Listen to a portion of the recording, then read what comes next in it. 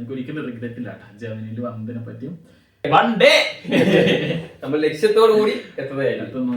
Okay, അങ്ങനെ 2025 നമ്മളും international ആവാൻ വേണ്ടിയിട്ട് തീരുമാനിച്ചിരിക്കുകയാണ്.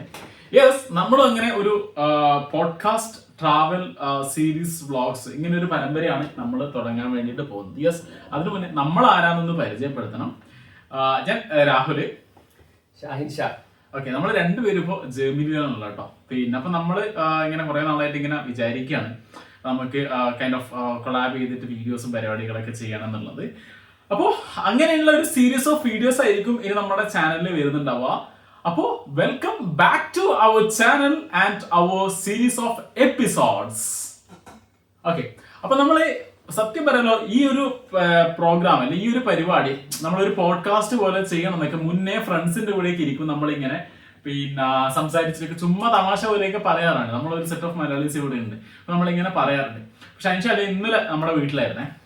അപ്പൊ നമ്മൾ ഇന്നലെ രാത്രി ഫുഡൊക്കെ കഴിച്ച് പിന്നെ ഇവിടെ ഇരിക്കുമ്പോൾ അപ്പൊ നമ്മൾ പൊലിച്ച ഒരു 2-3 മണിക്ക് ഇങ്ങനെ റാൻഡം ആയിട്ടുള്ള ടോക്കിനിടയിൽ ശേഷം പറഞ്ഞു നമുക്ക് നാളെ പോഡ്കാസ്റ്റ് തുടങ്ങിയാലോ. അപ്പൊ പിന്നെ എന്നാ പിന്നെ തുടങ്ങിക്കളയാം. വേറെ സത്യമായിട്ട് നമ്മളൊരു ടോപ്പിക് പോലും നോക്കിയിട്ടില്ല, എന്ത് സംസാരിക്കണം. ഇതിപ്പോ നമ്മൾ അപ്ലോഡ് ചെയ്യുന്നത് തന്നെ അറിയത്തില്ല. ബട്ട് നമ്മള് പക്ഷെ കുറെ നാളായിട്ട് ആഗ്രഹിക്കണം നമുക്ക് ഇങ്ങനെ എന്തെങ്കിലും ചെയ്യണം, വീഡിയോസ് ചെയ്യണം. പിന്നെ ലൈക്ക് സത്യം പറഞ്ഞാല് നമ്മുടെ ഒരു ഇത് ഒരു കീപ്പ് ചെയ്യണം എന്ന് തന്നെ വിചാരിച്ചിട്ടാണ് നമ്മളങ്ങനെ ചെയ്യണം എന്ന് വിചാരിച്ച് തുടങ്ങുന്നത്.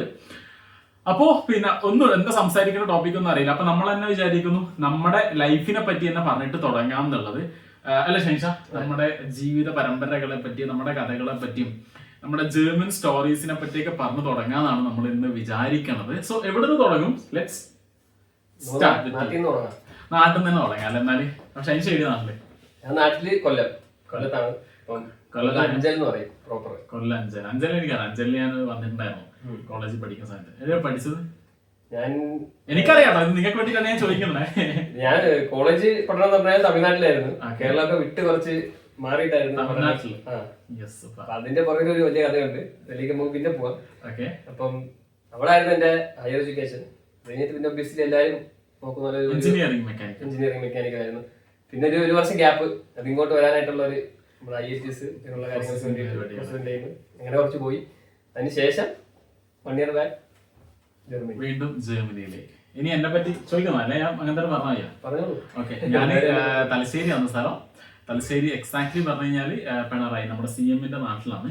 പിന്നെ ഞാൻ പഠിച്ചത് ട്രിവാൻഡ്രം ഗവൺമെന്റ് എഞ്ചിനീയറിംഗ് കോളേജിലാണ്. GC ബാർട്ടൺ ഹില്ല് മെക്കാനിക്കലാണ് കോഴ്സ് പഠിച്ചത്. കോഴ്സ് കഴിഞ്ഞ് ഏത് വർഷം പാസ് ഔട്ട്? 2022. ഞാൻ 2021 പാസ് ഔട്ട് ആണ്. അത് കഴിഞ്ഞ് ഒരു 1.5 വർഷം 2 വർഷം ഒരു ഇന്റേൺഷിപ്പും പരിപാടികളും. പിന്നെ അത് കഴിഞ്ഞ് പിന്നെ നമ്മുടെ ഈ IELTS ജർമ്മൻ ലാംഗ്വേജ് പരിപാടികൾ പ്രോസസ്സിംഗ് എന്നൊക്കെ പറഞ്ഞിട്ട് ഒരു 6-7 മാസം അങ്ങനെ 2023 ഒക്ടോബറിൽ നമ്മൾ ഇവിടെ October 8 ഞാൻ ജർമ്മനി എത്തിയത്. October 23 ഷൈൻഷ ജർമ്മനി എത്തി. അപ്പൊ നമ്മള് ഇറ്റ്സ് ബീൻ 1.5 years. നമ്മൾ 1.5 വർഷമായി നമ്മളിപ്പോ ജർമ്മനി കഴിഞ്ഞു. അപ്പൊ നമ്മൾ അത്രയും നാളായി നമ്മൾ ഇത്ര കുറച്ച് നാളെ ആയുള്ളൂ ഇവിടെ ജർമ്മനിയിലുള്ളത്. പിന്നെ നാട്ടിലെ കോളേജ് വിശേഷങ്ങൾ തൊട്ട് തുടങ്ങാം. കോളേജിൽ എന്ന് പറയുമ്പോൾ പ്ലസ് ടു കഴിഞ്ഞിട്ട് നമ്മള് പഠിച്ചു കഴിഞ്ഞാൽ പ്ലസ് ടു കഴിഞ്ഞ് നിൽക്കുന്ന സമയം പറയുമ്പോൾ എഞ്ചിനീയറിംഗിന് ഭയങ്കര ഒരു പ്രാധാന്യമുള്ള ഒരു സമയമാണ്. പിന്നെ പ്രത്യേകിച്ച് മെക്കാനിക്കൽ സമയത്ത് ഭയങ്കര ക്ലിക്ക് ആയിട്ടിരിക്കുന്ന സമയമാണ്. അതായത് എഞ്ചിനീയറിംഗ് കഴിഞ്ഞ് കഴിഞ്ഞാൽ ബോയ്സ് ഒട്ടുമിക്ക ആളുകൾ നേരെ മെക്കാനിക്കലാണ്. പിന്നെ എന്തെങ്കിലും ലക്ഷ്യം കറക്റ്റ് ഒരു ബോധം കാര്യങ്ങളൊക്കെ ഉള്ളവരാണ് എന്തെങ്കിലും വേറെ കുറച്ച് ഫീൽഡ്, PC അല്ലെങ്കിൽ നാനോ ടെക്നോളജി, അങ്ങനെ ഞാൻ പഠിച്ച യൂണിവേഴ്സിറ്റിയിൽ ഒരുപാട് കോഴ്സ് ഉണ്ടായിരുന്നു. അപ്പൊ ഫയർ ആൻഡ് സേഫ്റ്റി ഉണ്ടായിരുന്നു, നാനോ കോഴ്സ്, EC, പിന്നെ ഇൻഫർമാറ്റിക്സ്, അങ്ങനെ ഒരുപാട് കോഴ്സ്. അപ്പൊ ആ കോഴ്സിലൊക്കെ ഒരു 3x ആളുകൾ മെക്കാനിക്കൽ. തമിഴ്നാട് ആകുമ്പോൾ ഒബ്വിയസ്ലി തമിഴ് പീപ്പിളും ഉണ്ട്. നമ്മള് അവിടെയും കേരളത്തിൽ നിന്നാണ് most of the people in the class are from Kerala. അപ്പം അതും അങ്ങനെയാണ്. മെക്കാനിക്കല് പണ്ട് പിന്നെ അത് തന്നെ ആ ഒരു ട്രെൻഡിന്റെ ഇതും ഉണ്ടായിരുന്നു. പിന്നെ മെക്കാനിക്കല് ഒബ്വിയസ്ലി താല്പര്യമുണ്ട്, വണ്ടികളോടും എല്ലാം. ഇത് ഈ വണ്ടികളോടുള്ള കാര്യം പറഞ്ഞപ്പോഴാണ് ഞാൻ മെക്കാനിക്കൽ. എനിക്ക് എല്ലാവർക്കും മെക്കാനിക്കൽ വരുന്ന എനിക്ക് അറിയത്തില്ല, ജനറലൈസ് ചെയ്ത് പറയല്ല, എന്നാലും നമ്മുടെ കൂട്ടത്തിലേക്ക് ഉണ്ടായിരുന്ന കുറെ ആൾക്കാർക്ക് ഈ വണ്ടികളോടാണ് ഇഷ്ടം. മെക്കാനിക്കൽ വണ്ടികളോട് ഇഷ്ടപ്പെട്ട് നമ്മളെല്ലാവരും മെക്കാനിക്കൽ എടുക്കും. നമ്മളെല്ലാം പഠിച്ച് കേറ്റീവിലാണ്. നമുക്ക് ആകെ ഓട്ടോമൊബൈൽ സബ്ജക്ട് പഠിക്കാൻ ഒരു എലക്റ്റീവ് ആണ്. അത് എലക്റ്റീവ്.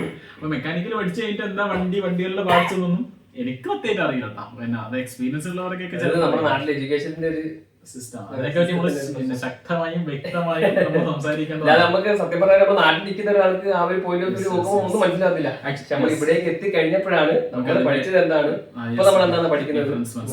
നമ്മൾ ആക്ച്വലി ഒരു പോഡ്കാസ്റ്റ് ചുമ്മാ അങ്ങ് തുടങ്ങിയാലോ നമ്മൾക്ക് കൊടുക്കാൻ പറ്റുന്ന കുറച്ച് കാര്യങ്ങൾ നമുക്ക് നമ്മളെന്താണെന്ന് അറിയാം, അതിന്റെ വ്യക്തമായിട്ടുള്ള ധാരണ നമുക്ക് ഉള്ളതുകൊണ്ട് നമുക്ക് കൊടുക്കാൻ പറ്റുന്ന കുറച്ച് കാര്യങ്ങളുണ്ട്. അത് നമ്മുടെ രീതിയിൽ നമ്മൾ ഡെലിവറി ചെയ്യണം എന്നുള്ള ആഗ്രഹത്തോടു കൂടിയാണ് പിന്നെ നമ്മളൊരു പോഡ്കാസ്റ്റ് സ്റ്റാർട്ട് ചെയ്തത്. അപ്പോൾ ഇതിൽ ഇപ്പം പറഞ്ഞ എഡ്യൂക്കേഷൻ സിസ്റ്റത്തിന്റെ കാര്യം തന്നെ നാട്ടിൽ നിന്ന് ചിലപ്പോൾ വ്ളോഗ് കാണുന്ന നിങ്ങൾക്ക് ചിലപ്പോൾ മനസ്സിലാവണമെന്നില്ല. നമ്മൾ എന്തെന്ന് ഈ പറയണം, ഇവന്മാർ ജർമ്മനി പോയിട്ട് അവിടെ ഭയങ്കര ഇത് അങ്ങനെയല്ല. ഇവിടുത്തെ പബ്ലിക് എഡ്യൂക്കേഷൻ സിസ്റ്റവും പരിപാടികളും കാര്യങ്ങളും ഇവിടുത്തെ ട്രാൻസ്പോർട്ടേഷൻ സിസ്റ്റവും അങ്ങനെ ഒരുപാട് പരിപാടികളുണ്ട് ഇവിടുത്തെ. അതിനെപ്പറ്റിയൊക്കെ നമുക്കും ചുമ്മാ സംസാരിക്കുക അങ്ങനെയൊക്കെ വിചാരിച്ചിട്ടാണ് നമ്മൾ ശരിക്കും പോഡ്കാസ്റ്റ് തുടങ്ങിയത്. ടോപ്പിക് ഇല്ല, എന്നാലും ഇൻട്രൊഡക്ഷൻ ആയിട്ട് നമ്മളൊക്കെ തുടങ്ങിയാണ്. ഞാൻ ഇപ്പൊ രാവിലെ എടുത്ത് പോഡ്കാസ്റ്റ് ചോദിച്ചു എന്താണ് നമ്മൾ സംസാരിക്കുന്നത്. അപ്പം ജസ്റ്റ് നമ്മളങ്ങ് വീഡിയോ ഓണാക്കി അങ്ങ് തുടങ്ങാന്നാണ് പറഞ്ഞത്. അപ്പൊ അത് നമ്മള് നാട്ടിൽ നിന്ന് തുടങ്ങിയാണ്, നമ്മൾ ലക്ഷ്യത്തോടു കൂടി എത്തുന്നതായിരിക്കും. ഓക്കെ, പിന്നെ എന്നിട്ട് കോളേജ് 4 വർഷം എഞ്ചിനീയറിംഗ് തമിഴ്നാട്ടിൽ വൈകുണ്ടായിരുന്നു. അവിടുത്തെ ജീവിതമൊക്കെ കോളേജ് ലൈഫ് നല്ല രീതിയിൽ ആസ്വദിച്ച് അങ്ങനെ പറയണം. കാരണം നാട്ടിലത്തെ പോലെ ആസ്വദിച്ചെന്ന് പറയാൻ പറ്റില്ല, പക്ഷെ നമുക്ക് ഒരു സോർട്ട് ഓഫ് ഫ്രണ്ട്സ് ഉണ്ടായിരുന്നു. അപ്പം അവിടുത്തെ എല്ലാം കൊണ്ടും അടിപൊളിയായിരുന്നു കോളേജ് ലൈഫ്. പിന്നെ ഞങ്ങൾ ആദ്യം ഒരു 1-1.5 വർഷം മാത്രമേ ഞാൻ ഹോസ്റ്റലിൽ ഇരുന്നുള്ളൂ. പിന്നെ പുറത്ത് ഞങ്ങൾ ഒരു വീടൊക്കെ എടുത്ത് അവിടെ താമസമായി. അവിടുത്തെ ഫുഡ് എല്ലാം പുറത്താണ്. സമയമാകുമ്പോ പോവുക, ഫുഡ് കഴിക്കുക, തിരിച്ചു വരിക, റൂമിൽ കയറി കിടക്കുക. സപ്ലി ഉണ്ടായിരുന്നു. സപ്ലി വന്ന ആദ്യത്തെ 1 സെമസ്റ്ററിലെ സപ്ലി ഉണ്ടായിരുന്നത്. പിന്നെ 7ാമത്തെ സെമസ്റ്ററിലാണ് സപ്ലി. അതൊരു സപ്ലിയുടെ ഒരു പരമ്പരയായിരുന്നു. 6 വിഷയം സപ്ലി, ഒറ്റ സെമസ്റ്ററിൽ 6 സപ്ലി ആയി. ഒറ്റ സെമസ്റ്ററിൽ തന്നെ നമ്മള് ആ ഒരു 6ഉം പിന്നെ ഒരു 3 ലാസ്റ്റ് സെമസ്റ്ററിൽ ഒരു 3 സബ്ജക്റ്റ് ആണെന്ന് തോന്നുന്നു, തീസിസ് ഉൾപ്പെടെ പ്രോജക്ട് ഉൾപ്പെടെ. അപ്പൊ അത് മുമ്പ് അപ്പോഴേ സ്പോട്ടിൽ എഴുതിയത്. എല്ലാരും ഇറങ്ങിയ സമയത്ത് തന്നെ നമ്മളും ഇറങ്ങി. അപ്പൊ ഒരുപാട് അത് കഴിഞ്ഞിട്ട് അവിടെ നിന്ന് പഠിച്ച് സപ്ലൈ ചെയ്ത് അങ്ങനെ ഒരു ഇതിലേക്ക് എന്തായാലും പോവാണ്ട് വന്നില്ല. എഞ്ചിനീയറിംഗ് പഠിക്കുന്ന എല്ലാവർക്കും എനിക്കും സപ്ലൈ ഉണ്ടാവില്ല കേട്ടോ. എഞ്ചിനീയറിംഗ് എന്ന് പറയുമ്പോ നമ്മള് എക്സെപ്ഷനിലേക്ക് പെടുത്തേണ്ട ആളാണ്. അതൊക്കെ ഇവിടെ ആണെങ്കിലും. ജർമ്മനി എന്തുകൊണ്ടാ ചൂസ് ചെയ്തത്? ജർമ്മനി ചൂസ് ചെയ്യാനുള്ള കാരണം എന്ന് പറയുമ്പം അതും നമ്മുടെ ഈ ഓട്ടോമൊബൈൽ ഫീൽഡും ആയിട്ട് ആ ഒരു ലിങ്ക് വെച്ചിട്ട് തന്നെയാണ് നോക്കിയത്. അല്ലാതെ ചുമ്മാ എല്ലാരും അങ്ങോട്ട് പോകുന്നു, അപ്പൊ ഞാനും അങ്ങോട്ട് പോവാം എന്നുള്ളൊരു സെറ്റ്. ഇപ്പൊ നമുക്ക് വേണമെങ്കിൽ ഇപ്പൊ UK ഒബ്വിയസ്ലി നോക്കാം, കാനഡ നോക്കാം. അപ്പൊ ആദ്യം ഞാൻ കാനഡ നോക്കിയില്ലെന്നല്ല, ആദ്യം കാനഡ നോക്കി. അപ്പൊ അവിടുത്തെ പ്രോസസ്സിങ്ങും പിന്നെ നമ്മളങ്ങോട്ട് വരുന്ന 2023 സമയത്ത് കാനഡയ്ക്ക് കുറച്ച് വിസ ഇഷ്യൂസ് ഒക്കെ ഉണ്ടായിരുന്നു. അപ്പൊ അങ്ങനെ നോക്കിയപ്പോഴും അപ്പൊ ജർമ്മനിയുടെ എന്നുള്ളൊരു കാര്യം ആദ്യം നമ്മൾ ചിന്തിക്കുന്നില്ല. പിന്നെ നമുക്കൊരു ബോധമുണ്ട് ജർമ്മനിയിലാണ് ഇത്രയും കൂടുതൽ മാനുഫാക്ചർ ചെയ്യുന്നത്, ഓട്ടോമൊബൈൽ ഇത്രയും ഉള്ളത് ജർമ്മനിയിലാണ് എല്ലാം അറിയാം. പക്ഷെ ഇവിടെ ഒരു ലാംഗ്വേജ് എന്ന് പറയുന്ന ബാരിയർ ഉള്ളതുകൊണ്ട് ഇപ്പം ഒരു 100 പേര് ചിന്തിക്കുന്നതിൽ 99 പേർക്കും ലാംഗ്വേജ് ഉണ്ട്. അപ്പൊ അങ്ങോട്ട് പോകാൻ പറ്റത്തില്ല എന്നുള്ളൊരു തോട്ടാണ് വരുന്നത്. ആ തോട്ട് എനിക്കും ഉണ്ടായിരുന്നു. അപ്പൊ എന്തെങ്കിലും നമ്മൾ ഒബ്വിയസ്ലി വേറെ പിന്നെ വേറെ രാജ്യം നോക്കാം. കാനഡയിൽ ഇപ്പൊ നമ്മുടെ റിലേറ്റഡ് ആയിട്ടുള്ള എന്തെങ്കിലും ഒരു ഫീൽഡ് നോക്കാം, അല്ലെങ്കിൽ മാനേജ്മെന്റ് ഫീൽഡിലേക്ക് പോകണമെന്ന് താല്പര്യം ഉണ്ടായിരുന്നു. പക്ഷെ ഇങ്ങനെ ഒരു ടെക്നിക്കൽ മാസ്റ്റേഴ്സിലേക്ക് ഞാൻ നോക്കിയിട്ടില്ല. അപ്പൊ അങ്ങനെ കാനഡ നോക്കി. അപ്പൊ കാനഡയിൽ അങ്ങനെ ഒരു വിസയുടെ ഇഷ്യൂസ് വന്നുകൊണ്ട് പിന്നെ അവിടുന്ന് നേരെ മാറിയിട്ട് പിന്നാണ് എന്റെ കൂടെ IELTS എടുക്കുമ്പോൾ ഞാൻ 2 പേരെ പരിചയപ്പെട്ടു. അപ്പൊ അതില് 2 പേര് അപ്പൊ IELTS എടുക്കാൻ വരുന്നതില് എന്റെ ക്ലാസ്സിൽ ഒരു 100 പേരുണ്ടെങ്കിൽ 80 പേര് അല്ല, ഒരു 50 പേര് കാനഡ, 40 പേര് UK, 10 പേര് ജർമ്മനി. 10 പേര് പോലും ഇല്ല. ഞാൻ പോയ സമയത്ത് എന്റെ വയസ്സിൽ 2 പേരുള്ളൂ ജർമ്മനി. പക്ഷെ അവരൊക്കെ IELTS കഴിയുമ്പോഴേക്കും ജർമ്മനിയിലേക്ക് പ്ലാൻ ആക്കും.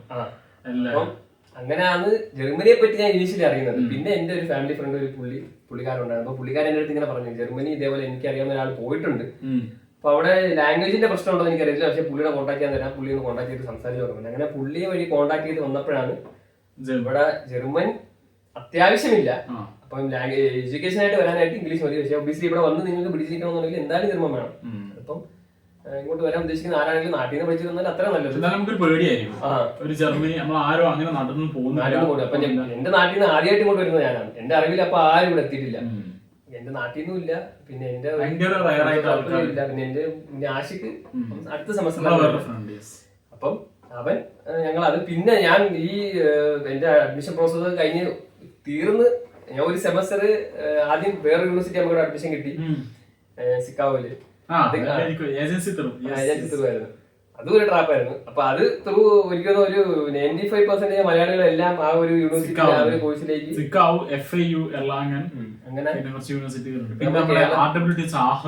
അത് നമ്മുടെ കേരളത്തിലെ ഏജൻസികളുടെ ഒരു ഇതാണ് സംസാരിക്കണം. അതിന്റെ സോർട്ട് ഓഫ് യൂണിവേഴ്സിറ്റിയിൽ അവർക്ക്. അപ്പൊ അവര് അങ്ങനെ അപ്പൊ നമ്മൾ ഈ മലയാളം ഇത്രയും പേര് ജെമിനിയിലേക്ക് വരാൻ ഏജൻസി ഭയങ്കരമായിട്ട് ഇൻഫ്ലുവൻസ് ചെയ്യുന്നില്ല. അവര് ഇപ്പൊ എല്ലാവർക്കും ഉള്ളൊരു തോട്ട് എന്ന് വെച്ച് കഴിഞ്ഞാല് ജർമ്മനിയിൽ പോകാൻ പറ്റില്ല, എന്തോ ഭയങ്കര ഡിഫിക്കൽട്ട് ആയിട്ടുള്ള ഇതാണ്. പക്ഷെ അത് മാറ്റിയത് ആ ഏജൻസിയുടെ ബിസിനസ് തന്ത്രങ്ങൾ തന്നെയാണ്. ശരിക്കും അവരുടെ മാർക്കറ്റിംഗ് പരിപാടിയാണ്. നമ്മൾ ഏത് നാട്ടിൽ കോർണറിൽ പോയി കഴിഞ്ഞാൽ നിങ്ങൾക്ക് വലിയൊരു ബോർഡ് കാണാം, ജർമ്മനിയിൽ 80,000 രൂപ 1 ലക്ഷം രൂപ സ്റ്റൈപ്പൻഡോട് കൂടിയിട്ട്. പക്ഷെ അതിന്റെ റിയാലിറ്റി ഒക്കെ വേറെ തരത്തിലാണ്. പക്ഷെ അത് ആൾക്കാർ ഭയങ്കരമായിട്ട് പിന്നെ ഫീസ് ഇല്ലാതെ. ഞാൻ ഒബ്വിയസ്ലി അങ്ങനെ ഞാൻ എന്റെ കഥ പറയാം. ഞാൻ ഈ കോളേജിൽ പഠിക്കുന്ന സമയത്ത് എന്റെ കോളേജിൽ ഈ ജർമ്മൻ ലാംഗ്വേജ് പഠിപ്പിക്കുന്ന പരിപാടിയൊക്കെ ഉണ്ടായിരുന്നു. ഞാൻ ഈ കോളേജിൽ പോയ സമയത്ത് ആദ്യത്തെ ഒരു 1-2 വർഷമൊക്കെ അത്യാവശ്യം പഠിക്കുന്നത്. പിന്നെ നമ്മൾ ട്രാക്ക് മാറിപ്പോയി. പിന്നെ പൊളിറ്റിക്സ് പരിപാടികൾ, കോളേജിൽ എന്താ നടക്കുന്നത് എന്നുള്ളൊരു ധാരണയില്ലാത്തൊരു സിറ്റുവേഷനിലേക്ക് എത്തി.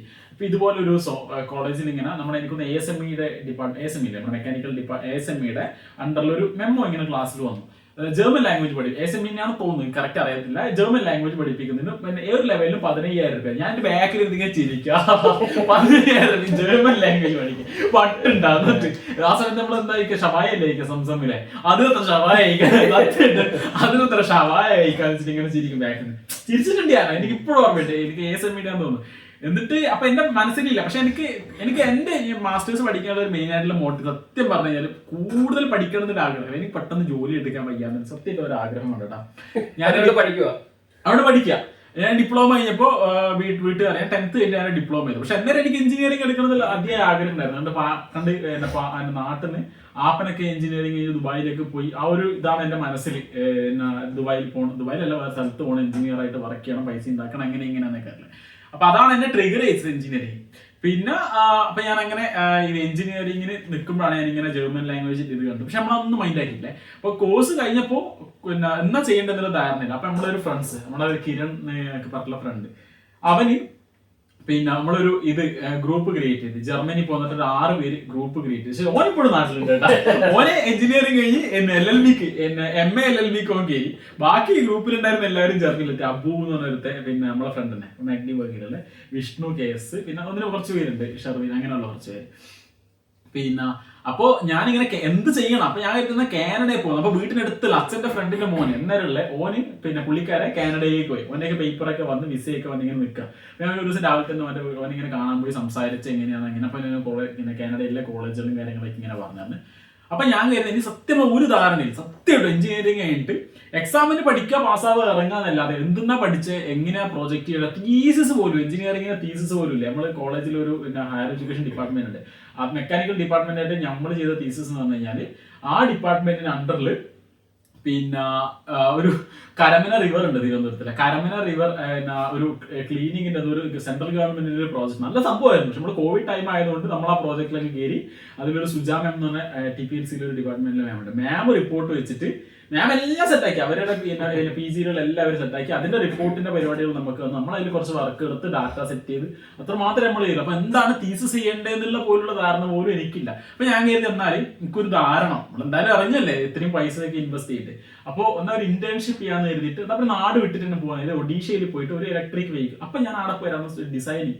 അപ്പൊ എനിക്കത് കൊള്ളാം, എനിക്ക് ചെയ്യാൻ പറ്റുന്ന കാര്യമാണെന്ന് മനസ്സിലാകുന്നു ഈ ഡിസൈനിങ് പരിപാടികൾ. അപ്പൊ ഞാൻ അവിടെ നന്നായിട്ട് പെർഫോം ചെയ്തു. കുറച്ച് മാസം ഉണ്ടായിരുന്നു, 8 മാസത്തിന് മേലെ. പിന്നെ ഒരു 4 മാസം ഓൺലൈൻ ക്ലാസ്സും ഉണ്ടായിരുന്നു അവരുടെ. പിന്നെ ഒരു വർഷം. അപ്പൊ എനിക്ക് ഇതിനോട് ഇൻട്രസ്റ്റിംഗ് വന്നു. അപ്പൊ ഞാൻ അങ്ങനെയാണ് ഇത് റിലേറ്റഡ് ആയിട്ടുള്ള കോഴ്സ്. അപ്പോഴും ആ സമയത്ത് ഞാൻ ജർമ്മനി തന്നെ പോവാം. കാരണം കാനഡയിൽ പോയിട്ടുള്ള ബുദ്ധിമുട്ടുകൾ നമ്മൾ അറിയുന്നുണ്ട്. UK ഒരുപാട് പേര്, പിന്നെ എനിക്കൊന്ന് വീട്ടിന്റെ അടുത്ത് തന്നെ ഒരു 4-5 പേരൊക്കെ UK പോകുന്നത്. അപ്പൊ എനിക്ക് അതിനോടൊരു താല്പര്യമില്ല. എന്നാ പിന്നെ ജർമ്മനിയിലുള്ള മെയിൻ റീസൺ എന്ന് പറഞ്ഞാൽ പൈസയില്ല. നമുക്ക് ആ ഒരു 10 ലക്ഷം റുപ്യ മാത്രം മറ്റു കൺട്രീസിനെ കമ്പയർ ചെയ്യുമ്പോൾ അതെനിക്കൊരു ബാഡ് ചോയ്സ് ആയിട്ട് ഒരിക്കലും തോന്നില്ല. കാരണം നമ്മുടെ ലോണ് പരിപാടി, ഞാൻ ലോൺ എടുത്തിട്ടാണ് വന്നത്. പക്ഷെ ഇത്രയും വലിയൊരു ബേർഡനൊക്കെ എടുത്തിട്ടായിരുന്നെങ്കിൽ ചിലപ്പോൾ അടച്ചു തീരാൻ അത്രമാത്രം പറ്റുമെന്ന് എനിക്കറിയില്ല. നമ്മൾ ഇവിടെ വന്നിട്ട് എനിക്കിപ്പോ കുഴപ്പമില്ല, പരിപാടികളൊക്കെ നന്നായിട്ട് പോകുന്നുണ്ട്. ലോണും പരിപാടികളൊക്കെ ബുദ്ധിമുട്ടില്ലാതെ. അത് നമുക്ക് തിരിച്ചു കിട്ടുന്ന പൈസയാണ്, വലിയ ബുദ്ധിമുട്ടും ഇല്ല. അതുപോലെ നമുക്ക് തിരിച്ച് നമ്മുടെ അക്കൗണ്ടിലേക്ക് തന്നെ മാസം ഒരു 12 months ആയിട്ട് നമുക്കൊരു ഇതായിട്ട് തിരിച്ച് നമ്മൾ അക്കൗണ്ടിൽ തന്നെ വരുന്ന ചെലവായിട്ട് പറയാം. ചെലവായിട്ട് ഒരു ജോലി കിട്ടി നമുക്ക് അത് ഭയങ്കരമായിട്ട് ചെയ്ത് കൊണ്ടുപോകാൻ പറ്റുന്നതാണ്. അപ്പൊ അങ്ങനെയാണ് ജർമ്മനി പ്ലാൻ ആക്കിയത്. എന്നാ പിന്നെ പരിപാടികളങ്ങ് തുടങ്ങി. IELTS ആദ്യം എഴുതി, പിന്നെ ജർമ്മൻ ലാംഗ്വേജ് ചെറുതായിട്ടൊന്ന് പഠിക്കാൻ പോയി. പിന്നെ ജർമ്മൻ ലാംഗ്വേജ് നാട്ടിൽ വിസ കിട്ടിയപ്പോൾ ജർമ്മൻ ലാംഗ്വേജ് പഠിക്കൽ നിർത്തി. പിന്നെ നമ്മുടെ നാട്ടിലെ തിരക്കും പരിപാടി സത്യമായിട്ടും എനിക്ക് റിഗ്രറ്റ് ഉണ്ട്. അതൊക്കെ വലിയ ഇവിടെ വന്നിട്ടൊക്കെ എനിക്ക് ഭയങ്കര റിഗ്രറ്റ് അടിച്ച് എനിക്ക് ഫസ്റ്റ് വന്ന ദിവസം തന്നെ ഇവിടെ ഒരു ഇൻസിഡന്റ് ഒക്കെ ഉണ്ടായിരുന്നു. ജർമ്മൻ ലാംഗ്വേജിന്റെ ബുദ്ധിമുട്ടുണ്ട്. നാട്ടിൽ നിന്നൊക്കെ A2 പഠിച്ചു, B1 നാട്ടിൽ നിന്ന് പഠിച്ചിട്ടാണ് എന്നൊക്കെ പറയാണ് ഞാൻ നാട്ടിൽ നിന്നിട്ട് വന്നത്. ഇവിടെ വന്ന് എനിക്ക് ഇവിടെ സ്റ്റുഡന്റ് വർക്കുന്നത് നമ്മുടെ ഇവിടെ കയറി എനിക്ക് ഹൗസ് വൈസ് ആണ് ID കാർഡാണ്. ട്രെയിനിന് ഹൗസ് വൈസ് ഒക്കെ ഇതിങ്ങനെ നോക്കി ചിരിക്കും ഇതാക്കണം. അപ്പൊ എന്റെ ഫ്രണ്ട് പറഞ്ഞു അപ്പോ ID കാർഡ് എനിക്ക് അതുപോലെ എനിക്ക് ക്യാച്ച് ചെയ്യാൻ പറ്റുന്നില്ല. അപ്പൊ എനിക്ക് മനസ്സിലായി ഇവിടെ ലേൺഡ് എന്നാണ് നത്തിങ്. അപ്പോ ഇവിടെ അതുപോലെ തന്നെ എനിക്ക് നമ്മുടെ സ്റ്റുഡന്റ് വർക്കിൽ 11 മണിക്ക് ഒരു അപ്പോയിന്റ്മെന്റ്. ഞാൻ ഓടിയെത്തി, നമ്മളൊരു അവസാനം ഓടിയെത്തി അപ്പോയിന്റ്മെന്റ് കയറി ഒരിക്കൽ ചറ ഈ ജർമ്മനൊക്കെ പറഞ്ഞു. ഞാൻ ഇങ്ങനെ വായി തോന്നുന്നു. അപ്പോൾ ഞാൻ എനിക്കൊന്നും മനസ്സിലാകുന്നില്ല. അപ്പോൾ ഞാൻ ഇംഗ്ലീഷ് പ്രശ്നം പുള്ളിക്കാരിക്ക് ഒന്നും പറയാൻ കീ കളക്ട് ചെയ്യുന്നുണ്ടായിരുന്ന ആള്. പുള്ളിക്കാരിക്ക് ഒന്നും പറയാൻ പറ്റുന്നില്ല. അപ്പോൾ പുള്ളിക്കാരി ഞാൻ ടൈപ്പൊക്കെ ചെയ്ത് എങ്ങനെ കൊടുത്തു. അതാണ് എൻ്റെ ജർമ്മൻ ലാംഗ്വേജ് പഠിക്കാൻ മെയിൻ മോട്ടിവേഷൻ. എന്നിട്ട് ഞാൻ അവിടെ നിന്ന് ഇറങ്ങുമില്ലേ ഞാൻ പുള്ളിക്കാരിയോട് തന്നെ എനിക്ക് അറിയാവുന്ന ജർമ്മനിലൊക്കെ പിന്നെ പുള്ളിക്കാരോട് പറഞ്ഞു എന്നൊക്കെ പറഞ്ഞിട്ട് പുള്ളിക്കാരോട് ഞാൻ അവിടുന്ന് പറയാൻ എനിക്ക് അറിയുന്ന ഒരു ഇതിൽ ഞാൻ അങ്ങനെ പറഞ്ഞു പുള്ളിക്കാരോട്. ഞാൻ എൻ്റെ ലാംഗ്വേജ് ഇമ്പ്രൂവ് ആക്കും അടുത്ത തവണത്തേക്ക് എന്നൊക്കെ പറഞ്ഞാൽ ഞാൻ അവിടെ നിന്ന് ബാഗിൽ നിന്ന് ചൈന ഫണ്ട് ചിരിക്കുന്നുണ്ട്. എന്നാലും ഇവിടെ ഇന്ത്യൻസ് ഒക്കെ കുറയുന്നുണ്ട്. അവസ്ഥയിൽ ബാഗിൽ നിന്ന് ചൈന ഫണ്ടൊക്കെ ചിരിക്കുന്നിട്ട് അവിടെ നിന്നൊക്കെ എടുത്ത് അങ്ങനെയാണ് ഞാൻ ജർമ്മനിയിലേക്ക് എത്തിയ കഥ. പക്ഷേ ജേണി നല്ലൊരു അടിപൊളി ജേണി ആയിരുന്നു. എനിക്ക് ഒരിക്കലും റിഗ്രറ്റ് ഇല്ല കേട്ടോ ജർമ്മനിയിൽ വന്നതിനെ പറ്റിയും പിന്നെ ഇവിടെ നാട്ടിൽ പോകുന്നതിനെ പറ്റി റിഗ്രറ്റ്. നമുക്കിനിപ്പോ എന്തായാലും പോകണം. 1.5 year കഴിഞ്ഞു. എന്തായാലും 2 year കഴിഞ്ഞിട്ട് എന്തായാലും പോകാൻ പ്ലാൻ ഉള്ളൂ. അപ്പൊ അങ്ങനെയാണ് ഇപ്പൊ നിലവിലത്തെ അവസ്ഥ. പിന്നെ ലാംഗ്വേജ് എന്ന് പറയുമ്പോൾ എന്റെ പഠനം IELTS ഇതേപോലെ കഴിഞ്ഞു. പിന്നെ വിസയുടെ കാര്യങ്ങളൊക്കെ അങ്ങനെ പോയി. പിന്നെ അത് കഴിഞ്ഞിട്ട് ഞാൻ ഇതേപോലെ A1 A2 വരെ നാട്ടിൽ പഠിച്ചു. പക്ഷെ A1 അത്യാവശ്യം നന്നായിട്ട് പഠിച്ചു. A2 ഒരു മോശമില്ലാത്ത രീതിയിൽ പഠിച്ചു. എന്നാൽ പോലും ഇവിടെ വരുമ്പോൾ അതൊന്നുമല്ല. A2 നാട്ടിലെ A1 A2 എന്ന് പറഞ്ഞാൽ ഇവിടത്തെ സംസാരിക്കാൻ പോയിട്ട് ആളുകൾ പറയുന്ന പോലെ രാവിലെ പറഞ്ഞാൽ തന്നെ മനസ്സിലാവത്ത പോലും ഇല്ല. പിന്നെ ഇവിടെ വന്നിട്ട് കുറച്ച് നോക്കി എന്നാൽ പോലും ഇപ്പോഴും സംസാരിക്കാൻ എന്ന് പറയാനുള്ള ഒരു ഇത് തോന്നിട്ടില്ല. ഞാൻ ഈ ലാംഗ്വേജ് പഠിക്കാൻ വേറൊരു മോട്ടീവ് ഒന്നും വരാം. മെഗ്ഡിയിലാണ് ജോലി കിട്ടിയത്. നമുക്ക് ഒരു 1 month കൊണ്ട് തന്നെ ജോലി കിട്ടിക്കട്ടെ. നമുക്ക് വന്നപ്പോൾ തന്നെ ജോലി കിട്ടിയിട്ട് പിന്നെ ലാംഗ്വേജ് അറിയാത്തതിന്റെ മെയിൻ പ്രശ്നം ഉള്ളതുകൊണ്ട് അവര് നമ്മളെ പ്രത്യേകിച്ച് ലോബിയിലേക്ക് വിടും പണിയെടുപ്പിക്കാൻ. അപ്പൊ എല്ലാ ദിവസവും ലോബിയില്. അപ്പോൾ നമ്മളെ നാട്ടില് എന്ന് പറഞ്ഞാൽ സ്വപ്നം കണ്ടിട്ടൊക്കെ വരുന്നില്ലേ നമുക്കറിയാം. ഞാൻ പിന്നെ നാട്ടിൽ പറത്തെ ഇപ്പൊ ഒന്നും കുഴപ്പമില്ല കേട്ടോ. നമ്മൾ യൂസ്ഡ് ടു അതിനോട് നമുക്ക് എന്ത് പണിയിട്ടല്ലേ നമ്മൾ എടുക്കും. പക്ഷെ ആ സമയത്ത് നമ്മള് സ്വപ്നം കണ്ടൊരു ജർമ്മനി ഉണ്ട് അതിലാണ് നമ്മൾ വരുന്നത്. പക്ഷെ ഇറ്റ്സ് ആ ഒരു ഇത് ജേണി എന്ന് പറയുന്നത് നമുക്ക് ഇപ്പൊ എന്ത് പണിയും എടുക്കാം. നമുക്ക് ആ ഒരു കുറച്ചിലൊന്നും കൊണ്ടല്ല കേട്ടാ. ആ സമയത്തുള്ള എന്റെ ഒരു മൈൻഡിന്റേതാണ്. അത് എന്റെ നെഗറ്റീവ് മൈൻഡ് സെറ്റ് കൊണ്ട് മാത്രം കേട്ടോ. അതൊന്നല്ല. അങ്ങനെ ഒരു ഇതിനകത്തൂടെ പോകണമെന്നാണ് നമ്മൾ എപ്പോഴും ഇവിടെ വന്നിട്ട് നമ്മള് ചിന്തിക്കില്ലേ ഇത് ലൈഫ് ഇവിടെ കുറച്ചുകൂടി ഈസി ആയിരിക്കും. വീട്ടിലുണ്ടായിരുന്നപ്പോ ഭക്ഷണം കഴിച്ച സ്വന്തം പാത്രം പോലും കൈ വെക്കാത്തവനാണ് ഞാൻ. അപ്പൊ അത് എത്ര മാത്രം തെറ്റായിരുന്നു ഞാൻ എന്റെ അമ്മേനോട് 10-23 വർഷം ചെയ്ത് തെറ്റെന്താ ഞാൻ റിയലൈസ് ചെയ്ത്. ബിക്കോസ് നമ്മുടെ ജീവിതം നമ്മളെ പഠിപ്പിക്കുന്നതാണ് ഓരോ കാര്യങ്ങൾ. ഇനിയിപ്പോ ഇന്ന് ചെയ്യുന്ന തെറ്റുകൾ നമ്മൾ നാളെ റിയലൈസ് ചെയ്യും തീർച്ചയായിട്ടും. അപ്പൊ അത് നമുക്ക് ഇപ്പൊ അങ്ങനെയുള്ള ഒരു സാഹചര്യത്തിൽ നമ്മൾ കടന്നു പോകണമെന്നാണ് ഞാൻ പറയുന്നത്. നമുക്ക് ഡിഫിക്കൽട്ടീസ് നമ്മൾ അതിലൊരു പാഠം ഉൾക്കൊണ്ടിട്ട് നമുക്ക് അത് വെച്ചിട്ട് നമുക്ക് ഇമ്പ്രൂവ് ചെയ്യാം. അല്ലെങ്കിൽ നമുക്ക് വളരെ സക്സസ് ആകുമ്പോൾ നമുക്ക് പറയാം നമ്മൾ പണ്ട് നമ്മൾ ഇങ്ങനെ ചെയ്തിട്ടുണ്ടായിരുന്നു. അപ്പൊ അത് ഒരു ഇതാണ്, അത് നമുക്കൊരു അറിവാണ്. ഞാൻ ലോബിയിലിട്ട് ഇങ്ങനെ ആലോചിക്കാം. നമുക്ക് എന്താ ലാംഗ്വേജ് അറിയില്ല, മുന്നിൽ പിന്നെ പരിപാടികളൊന്നും ചെയ്യാൻ പറ്റാത്തതുകൊണ്ടാണ് നമ്മൾ ലോബിയിൽ വിടുന്നത്. പക്ഷെ അതുകൊണ്ടൊന്നും അല്ല കേട്ടോ. പിന്നെ എല്ലാവരും ആദ്യം തന്നെ പിടിച്ചിട്ട് ഓർഡർ ടേക്കിങ് കൊടുക്കത്തൊന്നുമില്ല. അപ്പോൾ പതിയെ ലോബിയിൽ നിന്ന് പിന്നെ ഫ്രണ്ടിലേക്ക് മാറി. പിന്നെ നമ്മൾ പെർഫോം ചെയ്യാൻ തുടങ്ങി, നന്നായിട്ട് സ്റ്റാർട്ട് ചെയ്യാൻ തുടങ്ങി. പിന്നെ ലാംഗ്വേജ് ഞാൻ പിന്നെ എന്ത് പൊട്ടത്തിട്ടുണ്ടെങ്കിലും I only use German language in my workplace. Only German. എന്ത് പൊട്ടത്തിട്ടാണെങ്കിലും ജർമ്മൻ ലാംഗ്വേജ് മാത്രമേ ഉപയോഗിക്കുള്ളൂ. പിന്നെ അങ്ങനെ പതിയെ ഞാൻ ഓരോ ദിവസം ഇങ്ങനെ വൊക്കാബുലറി ഇതൊക്കെ കണ്ടോ. ഇതൊക്കെ എന്റെ നമ്മളെ പിന്നെ ജർമ്മൻ പഠിക്കുന്നതിന്റെ ഭാഗമായിട്ട് നമ്മളിങ്ങനെ ചുമ്മാ ഷോപ്പിനോട്ട് ചേർന്നത്. അന്നേരം ഭയങ്കര ഡീപ്പ് ലേണിംഗ് ആയിരുന്നു. ഇപ്പൊ അങ്ങനെ കുറെ പോയിക്ക് അപ്പോൾ ഞാനിങ്ങനെ ഓരോന്ന് എഴുതി വെക്കും, പിന്നെ പരിപാടികൾ നോട്ട് ചെയ്യും, ഓരോ ദിവസം ഞാൻ ഓരോ വേർഡ്സ് പഠിച്ചു വെക്കും. അത് ഞാൻ അപ്പം ഇന്റൻഷനലി ഞാൻ അവിടെ പോയിട്ട് ഉപയോഗിക്കണം, ഇന്ന കോണ്ടെക്സ്റ്റിൽ ഉപയോഗിക്കണം എന്ന് വെച്ചിട്ടൊക്കെ ഞാൻ എന്നെ പഠിച്ചിട്ട് പോകും. അങ്ങനെയൊക്കെ എന്നെ എടുക്കാറുണ്ടായിരുന്നു കേട്ടോ. അങ്ങനെ പതിയെ പതിയായി ഇപ്പം എനിക്ക് വർക്ക് പ്ലേസിൽ പ്രൊമോഷനൊക്കെ കിട്ടി. ബെനിഫിറ്റ് അവിടെ കിട്ടി.